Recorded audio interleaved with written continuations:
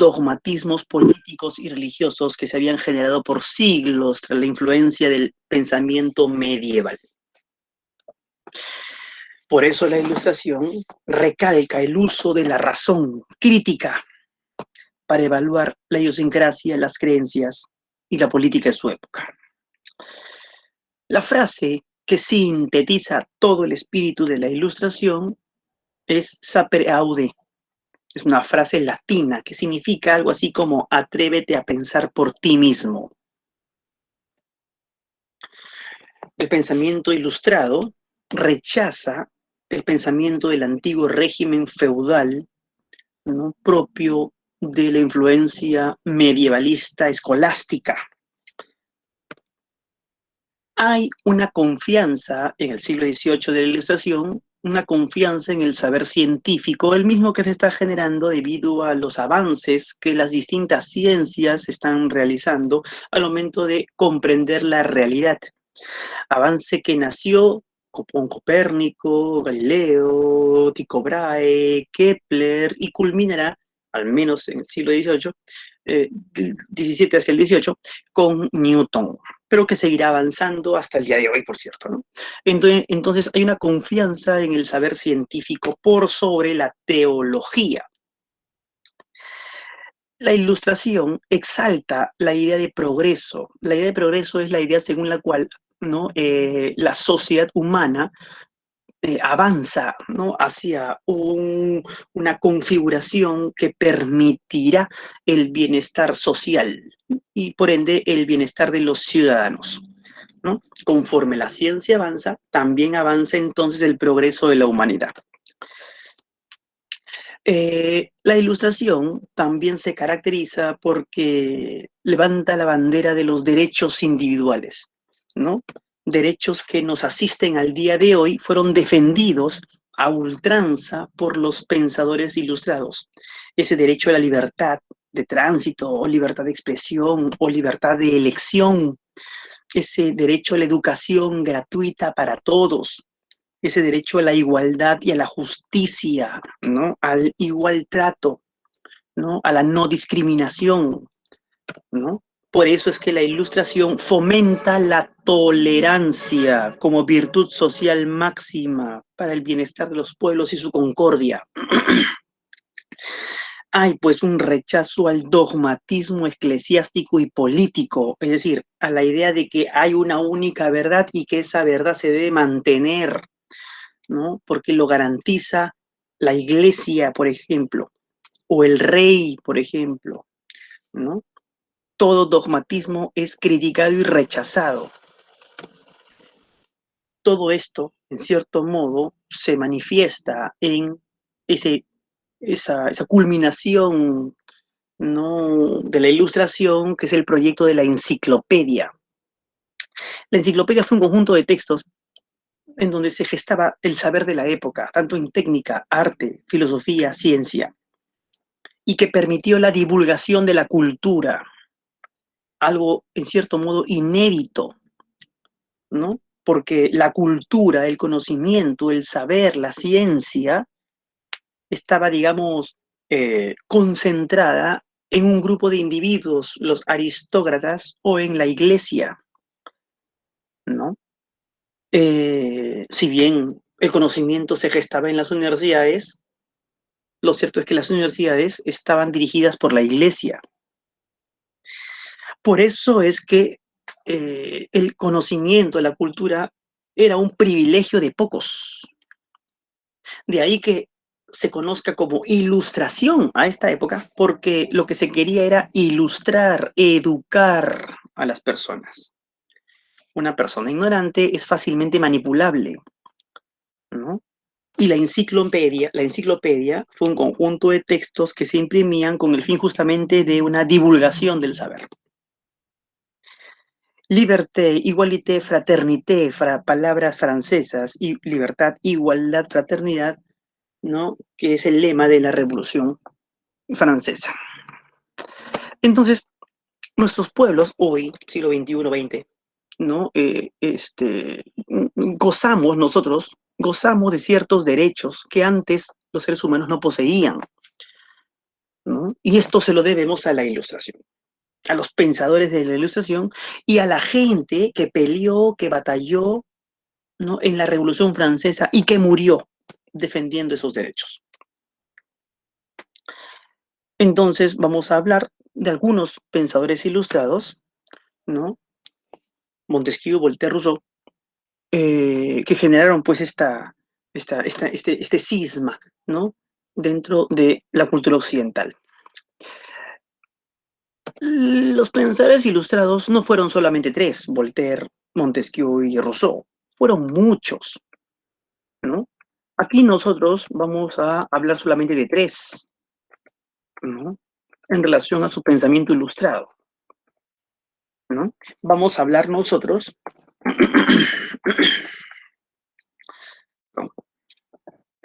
vamos a hablar nosotros de Montesquieu, de Voltaire, de Rousseau.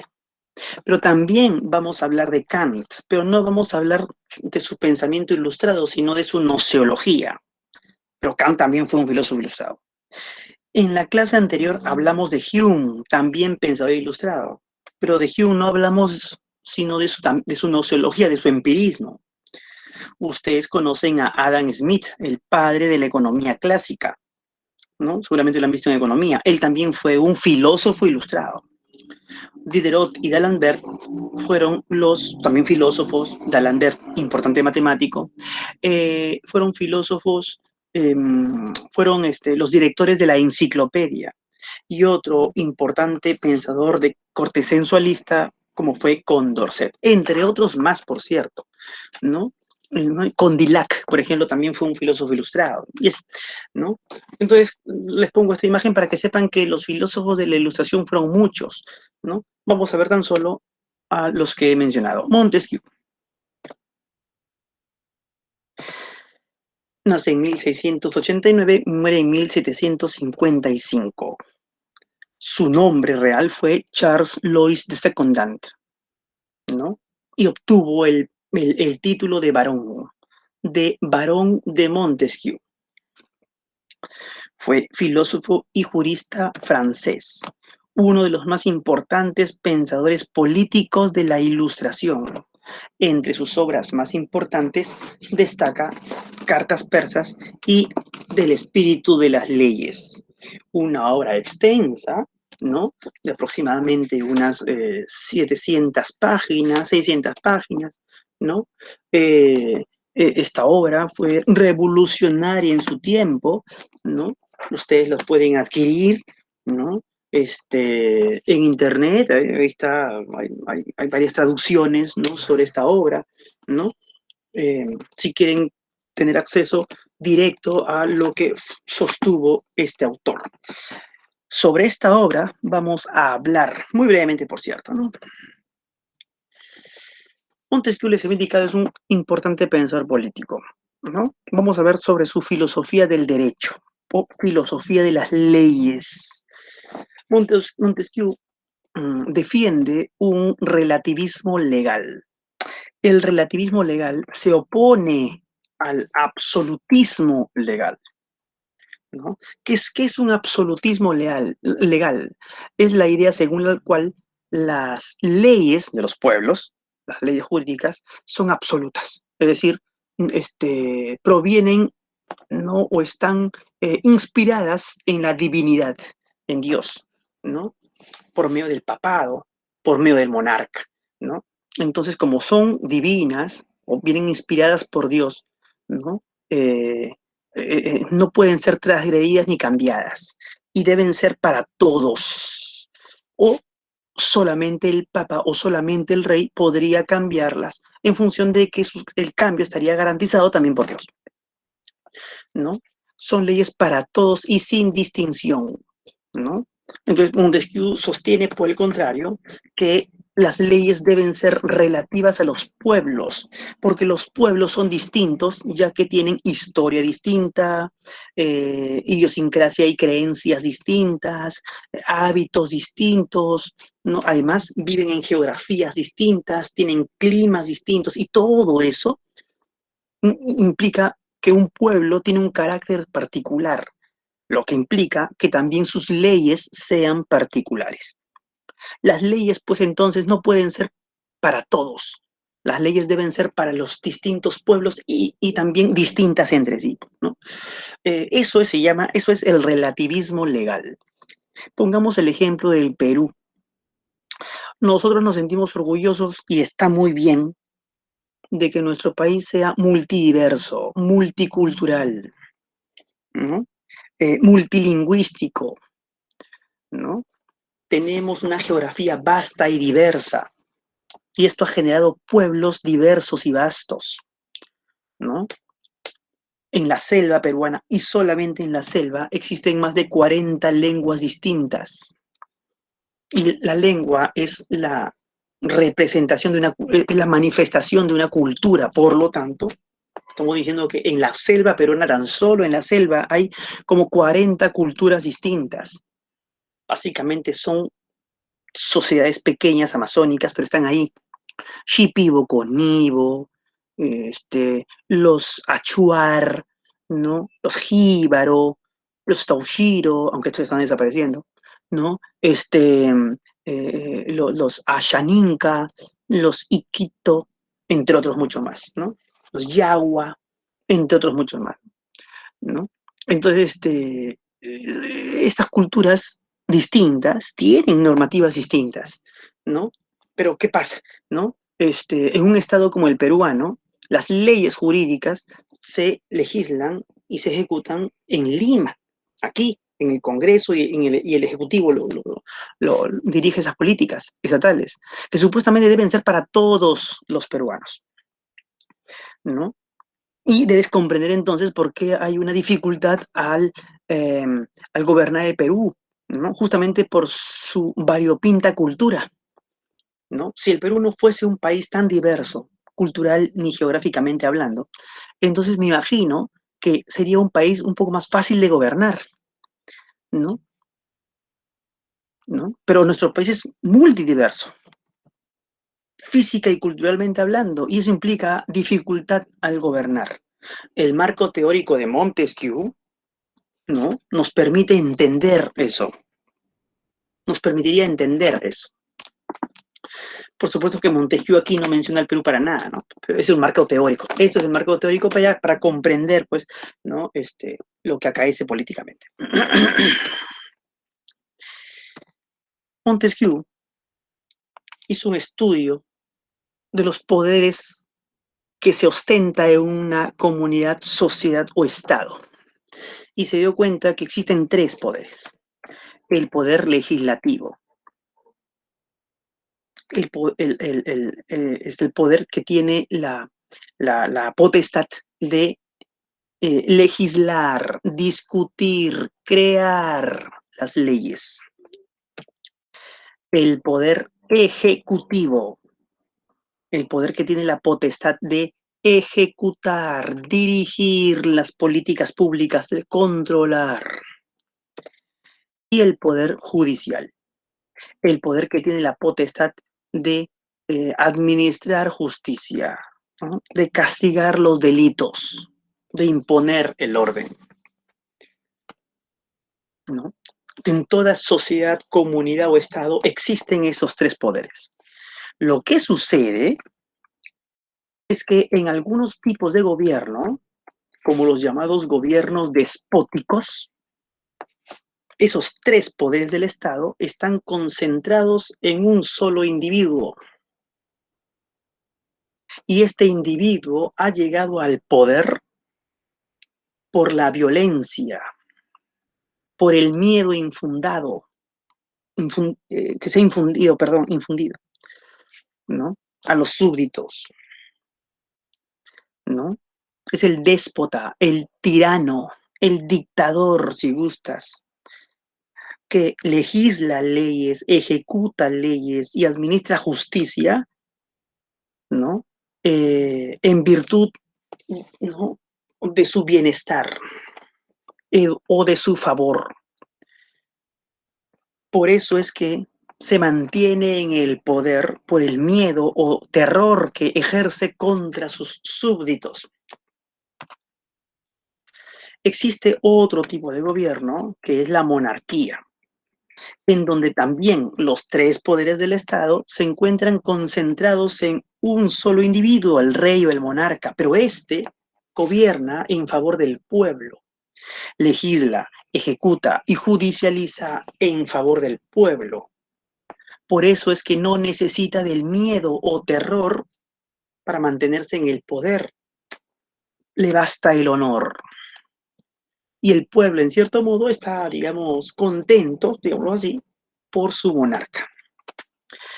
Digamos entonces, en términos muy simples, que el despotismo es un mal gobierno y la monarquía es un buen gobierno, digámoslo así.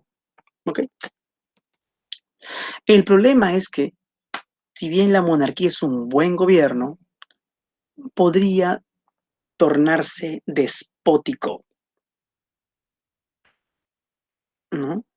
Eh, este, ya que como decía Lord Acton, el poder corrompe, pero el poder absoluto corrompe absolutamente. Por lo tanto, si el monarca tiene poder absoluto, puede volverse un tirano. Para evitar eso, entonces aparece un tercer tipo de gobierno, la república. En la república se gobierna por el amor a la patria. Esa es la virtud política. En la república, los poderes del Estado se encuentran divididos. Eso significa que un grupo de ciudadanos ostenta el poder legislativo, otro grupo de ciudadanos ostenta el poder ejecutivo y otro grupo de ciudadanos ostenta el poder judicial. En nuestro país, que es una república, el poder legislativo, como en otros países también, ¿no? Lo poseen los congresistas. El poder ejecutivo, el presidente y los ministros. Y en el poder judicial, los magistrados de justicia, los jueces. Cada poder es independiente. Ningún poder solapa al otro. Cada poder se fiscaliza uno con otro. Y así se evitaría, en condicional, la corrupción, ¿no? El exceso de poder, ¿no? En ese sentido, la república, para Montesquieu, es mejor que la monarquía y que el despotismo, aunque estaría muy lejos de ser el gobierno ideal, para generar el estado ideal que pensaba Platón. Sin embargo, es pues lo mejorcito a lo que hemos podido llegar, diría Montesquieu. Casi todos los países republicanos en el mundo, o la mayoría, son países que, por ser república, ostentan un poder dividido, ¿no? Legislativo, ejecutivo y judicial, con distinta normativa interna, pero todos mantienen este marco teórico general de Montesquieu. Leer esta obra, acercarse a esta obra, implica entonces conocer la historia de la política en los estados modernos. Está en internet, por si acaso, lo pueden bajar si es que por ahí tienen curiosidad, que espero que sí, por cierto. Rousseau. Rousseau es un ilustrado particular. Vive en el siglo XVIII, ¿no? 1712 nace, 1778 muere, ¿no? Jean-Jacques Rousseau, filósofo, pedagogo, naturalista y músico nacido en Ginebra. Rousseau fue perseguido por sus ideas y sus obras fueron quemadas en la plaza de París. Sufría delirios de persecución, en algunos casos fundadas, ¿no? Porque efectivamente fue perseguido, ¿no? Pero también delirios porque pensaba de que sus amigos lo traicionaban y por eso peleó con muchos de ellos, con importantes pensadores de la época y de la historia como Adam Smith, ¿no? Quien fue amigo de Rousseau, y como David Hume, quien también fue amigo de Rousseau, pero que terminaron peleados porque pensaba Rousseau que David Hume lo había traicionado. Tuvo un fuerte altercado Rousseau con Voltaire, un filósofo que veremos hoy o de repente la próxima semana, mañana. No, con Voltaire, ¿no? Tenían ideas distintas, ¿no? Pero eran ilustrados. Ahora, Rousseau es un ilustrado bastante particular, como les decía, porque criticó a los ilustrados, ¿no? Ya veremos cuáles eran estas críticas. Entre las obras más importantes de Rousseau tenemos el Contrato Social y Emilio, o de la educación. La obra Emilio, ¿no? Sepan ustedes que es una obra pionera en su tipo, ¿no? Es una obra que habla sobre la educación del niño. Una cosa pionera, les digo, porque era raro que existan libros que hablen sobre los niños, ¿no? Que hablen sobre la educación de los niños. Había muchas obras que hablaban sobre la educación en la época de Rousseau, pero era de la educación del ser humano o del joven, si gustas información, pero no del niño, del infante. Rousseau pone énfasis en la naturaleza del niño y de su importancia como niño, no como un ser que va a ser adulto. El niño valía, para Rousseau, valía por ser niño, no solamente porque va a ser un adulto. ¿Okay? Hay una frase que se menta mucho, ¿no? ¿no? Eduquemos al niño, porque el niño es el futuro del país, ¿no? Rousseau, me imagino, podría decir hoy un ratito, ¿no? Eduquemos al niño no porque va a ser adulto y porque va a ser el futuro del país. O sea, no eduquemos al niño, no tratemos al niño como si fuera un medio, ¿no? El niño ya es un ser humano, dice Rousseau, ¿no? Y vale por sí mismo, ¿no? Así que no porque sea el futuro del país, sino porque ya es un ser humano, ¿no? Bueno, veamos qué nos dice Rousseau al respecto. Rousseau hace una fuerte crítica a la cultura. Con cultura queremos decir las ciencias, las artes, la religión, la filosofía misma, la moral, la política. ¿Cómo han surgido todos estos elementos culturales? Responde Rousseau, surgió por los vicios. Entonces, aquello que surge por los vicios no puede ser pues algo bueno, ¿no? Por más que parezca bueno. Y daba ejemplos, Rousseau. La astronomía, decía Rousseau. La astronomía, ¿no? ¿Cómo surgió? Por la ociosidad, decía Rousseau. Por la ociosidad. Hombres que tenían mucho tiempo libre se ponían a ver las estrellas, ¿no? Observar las estrellas por mucho tiempo. Los más acuciosos y afanosos dibujaban las estrellas y se daban cuenta de que esa que estaba ahí ahora ya no está ahí, sino está más allá. ¿Qué pasó? ¿Por qué algunas se mueven y otras no? ¿Por qué unas tienen más coloración y otras no? Y así, tenían tiempo libre. Ociosidad, dice Rousseau, generó una ciencia, paulatinamente, sí, a la que llamamos astronomía, pero nació en un vicio, por eso no lo puedes negar, ¿no?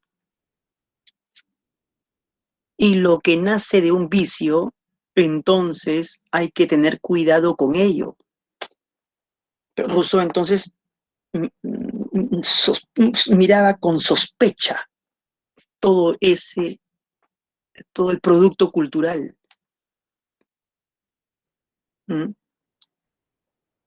Grandes avances científicos fueron generados por el afán del orgullo, por el afán de orgullo o el afán de competencia. Newton tenía la fama asegurada mundial e histórica porque fue el que descubrió la gravedad. Leibniz tenía la fama también ya asegurada por ser unas grandes luminarias del siglo XVII, matemático, filósofo. Y sin embargo, los dos, Newton y Leibniz, se enfrascaron en un conflicto arduo, ¿no? Que llegó a cotas ¿no? Internacionales, Leibniz alemán, Newton inglés, ¿no? En relación a quién había sido el primero que había inventado el cálculo. Entonces no se estaban peleando no estaban discutiendo por una cuestión teórica del cálculo, sino estaban discutiendo por quién fue el primero en crear el cálculo. Una cuestión de orgullo, ¿no? ¿Quién pasaba a la historia como el padre del cálculo? Esa era la discusión. Esa era la discusión, ¿no? Y el sistema de Leibniz, dicen, era un sistema mucho más fácil que el de Newton. El de Newton dicen que era un poco más engorroso, ¿no? Eh, y Alemania adoptó el sistema de Leibniz, mientras que los ingleses adoptaron el sistema de Newton. Y por adoptar el sistema de Newton, los ingleses se retrasaron en el desarrollo del cálculo, mientras que los alemanes estaban muy por delante. Cuentan de que luego los ingleses tuvieron que aceptar de que el sistema inventado por Leibniz era más amigable, digamos, ¿no? Pero eso no significa de que de que Leibniz haya inventado el cálculo, ¿no? Los ingleses decían, no, Newton lo inventó. Solamente que la forma de expresar el cálculo era más fácil la de Newton, la de Leibniz. Y estaba la discusión ahí, ¿no? Una cuestión de orgullo. Eh, de repente ustedes han escuchado, ¿no? Estamos en un mundo competitivo y por lo tanto se tiene que educar con espíritu competitivo, ¿no? Entonces, la cualidad de la competencia o de la competitividad es una cualidad, es una virtud, ¿no? Lo entendemos como si fuera una virtud. Yo me imagino pues que Rousseau si vuelve a nacer, perdón, si resucitara, ¿no? Y viniese a nuestro siglo, se horrorizaría, ¿no? De que nuestra sociedad crea que la competitividad es una virtud. Para Rousseau la competitividad, ¿no? El espíritu de competencia, más bien es un vicio, porque refuerza el orgullo. Y recuerda, todo lo que surge de los vicios, entonces hay que verlo con sospecha. Por eso Rousseau, pues, tiene una fuerte crítica hacia la cultura, al menos así como ha nacido y así como la entendemos. Por eso dice, ¿no? Cuanto más cultura haya, más se degenera el hombre. A diferencia del pensamiento de la ilustración, a diferencia de lo que pensan muchos, ¿no? Incluso ahora, según la cual la cultura, pues, revitaliza el espíritu, ¿no? Eleva el alma humana, ¿no? A cotas mejores, ¿no? Para Rousseau, la cultura más bien corrompe el espíritu humano, ¿no? Ahora, la gran pregunta es ¿por qué la corrompe? Porque, y aquí tenemos su teoría del buen salvaje, porque para Rousseau el hombre es bueno por naturaleza. El hombre es noble por naturaleza. Es la sociedad la que lo corrompe. Y ya hemos entendido que en la sociedad es en donde se genera la cultura. Es en la sociedad donde se genera la cultura. En la naturaleza, pues no hay arte, ¿no? En la naturaleza no hay ciencia, en la naturaleza no hay religión, en la naturaleza no hay moral. Todo eso es producto social, producto cultural.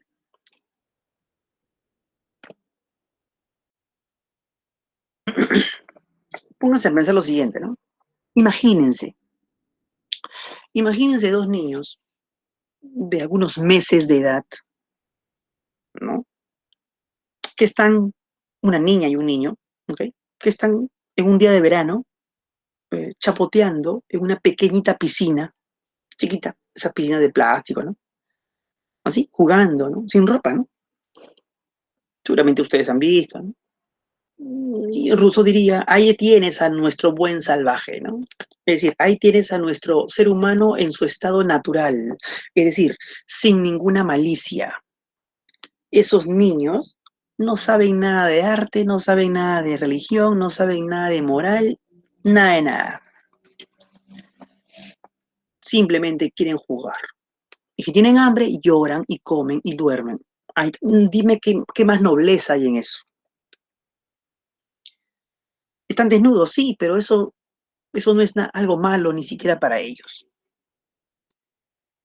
Pero cuando estos niños van creciendo, 1 año, 2 años, 3 años, 4 años, 5 años, los padres, la sociedad, la cultura, ¿qué les dice?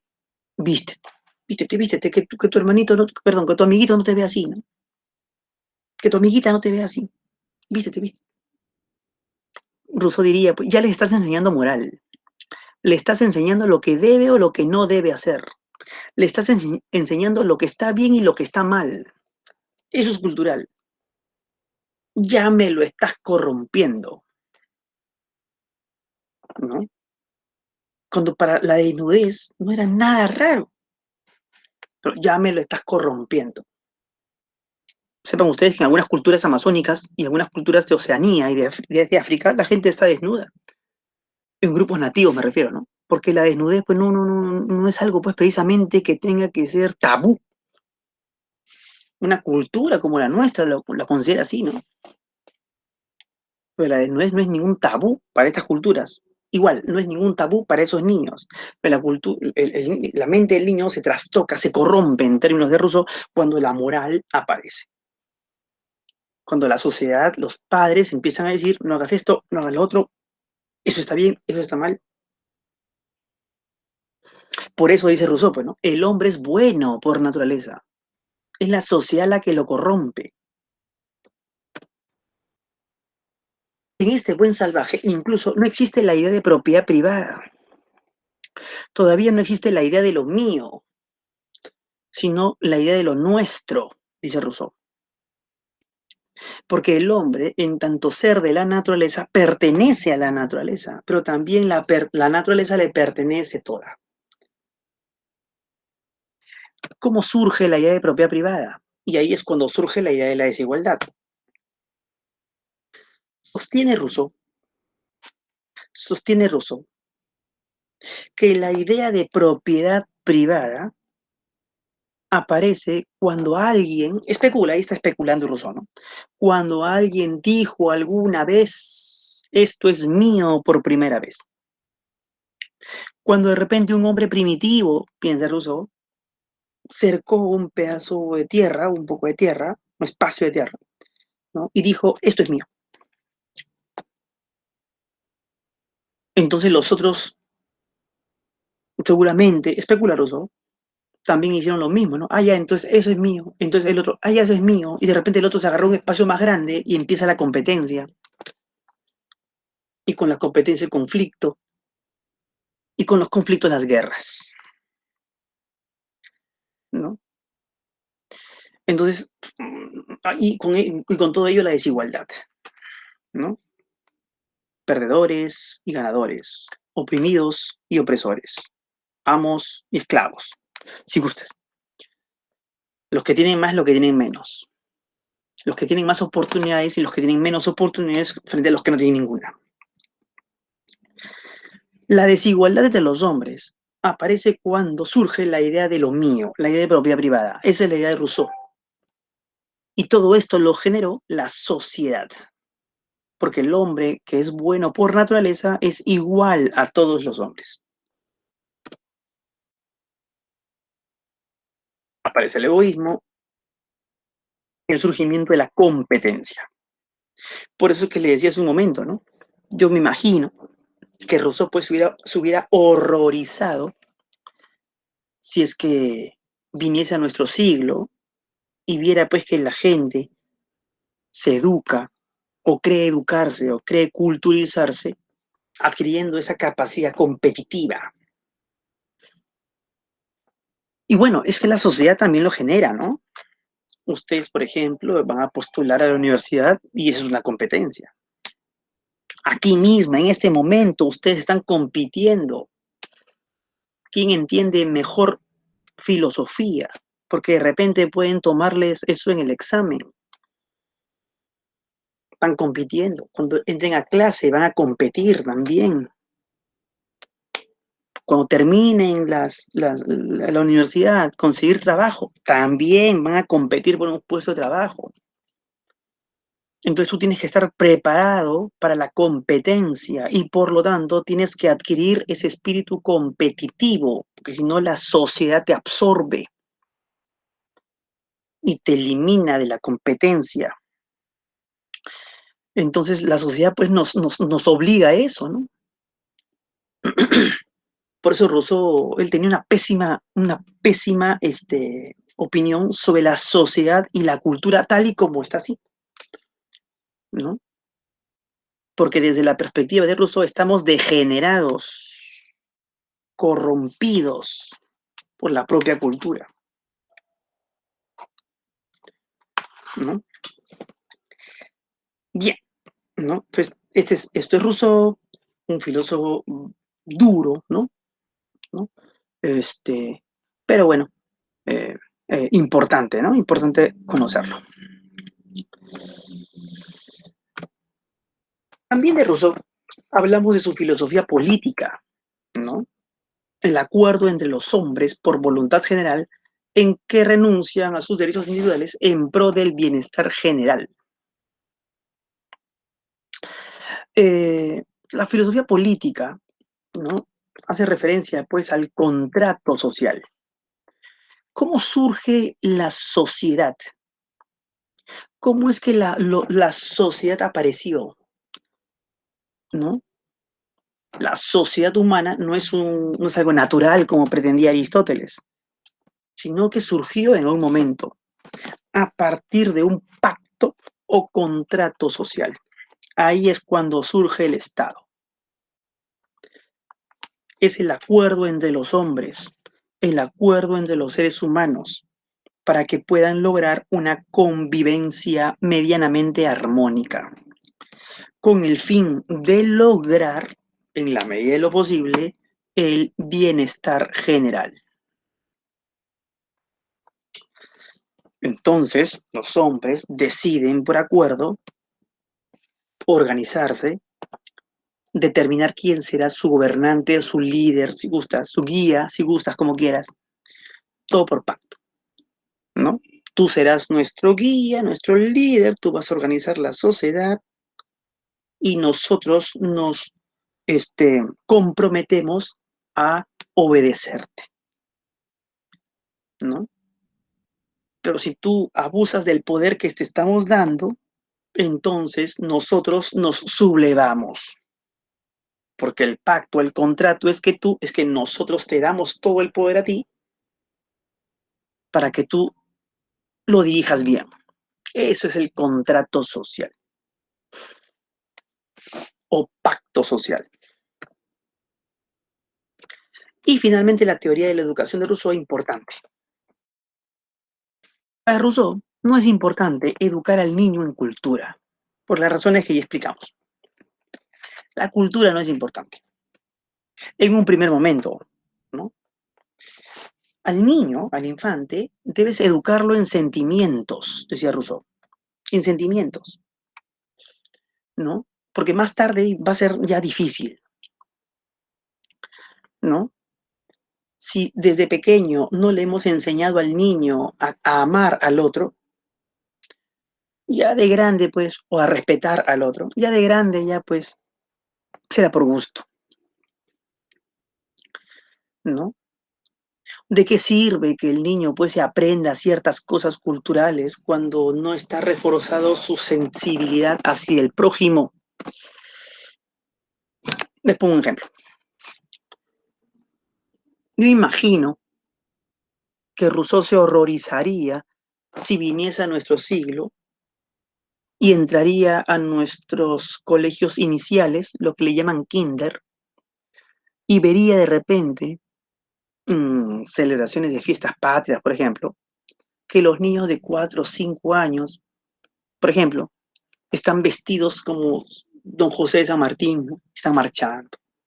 Que se les enseña el himno nacional, que se les enseña pues el Padre Nuestro, el Ave María, que se les enseña ¿no? a multiplicar, a sumar, ¿no? Ya, ¿no? A unos padres pues orgullosos de que su hijo de 2 o 3 años ya sepa sumar,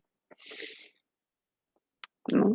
Me imagino que Rousseau pues se horrorizaría, ¿no? ¿Qué están haciendo? Diría Rousseau, ¿no?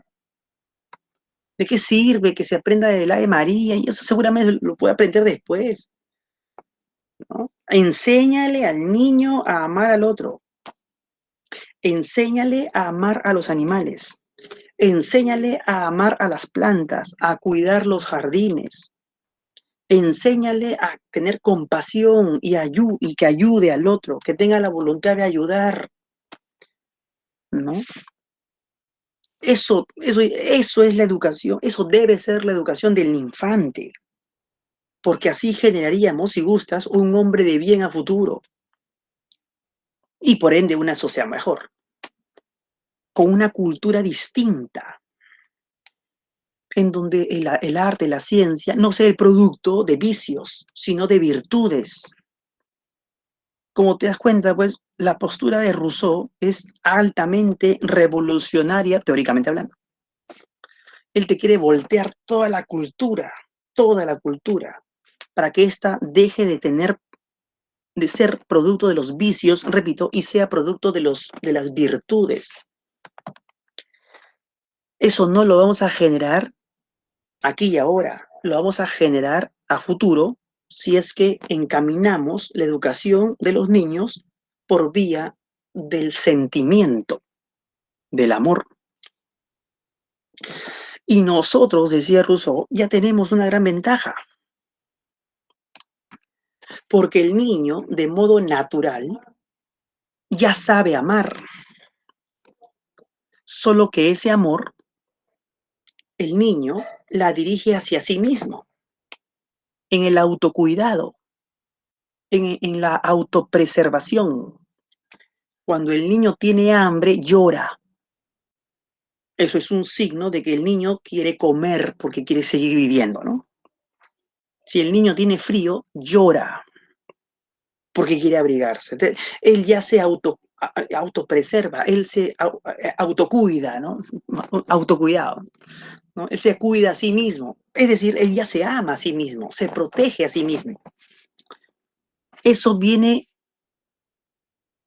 ya como un sello de la naturaleza. Lo que hay que hacer, lo que debe hacer la educación, dice Rousseau, es que ese amor que el niño tiene hacia sí, lo dirija también hacia los demás. Y esa es la labor de la educación. Enseñar al niño a protegerse, sí, bueno, ok, pero también a proteger a los demás, a cuidar a los demás. Entonces, al niño se le debe educar en sentimientos, no en cultura, eso vendrá después. Porque si educas al niño en cultura, lo único que, esa cultura que ha tenido por principio los vicios, entonces, lo único que generas es una sociedad cíclica y no saldremos del atolladero de la degeneración y de la corrupción. Todo esto Rousseau lo dice, ¿no? En su libro Emilio, o de la educación, que lo tengo por aquí. Está arriba, bueno, ¿no? Emilio, y está colgado en internet, por cierto. Ustedes lo pueden buscar también. Bien, entonces nos quedamos aquí, ¿no? Ya Voltaire lo vemos mañana. Voltaire, Kant y Hegel. Lo vemos mañana. Hasta aquí, ¿alguna pregunta? ¿Algún comentario? ¿Están ahí? ¿Se han mantenido callados? Atentos, supongo, a la clase. Bien, Sandro. Listo. También se agradece. Bien, Juan. También se agradece la atención. Bien, entonces les doy las claves nuevamente. Las claves nuevamente. De la semana anterior, ojo, ¿eh? en la semana para que puedan corroborar. Listo, entonces nos vemos la próxima clase, o sea, mañana, para continuar con Voltaire, Kant y Hegel. Nos vemos, nos vemos. Hasta luego, hasta luego. Chau, chau. Voy a detener la grabación.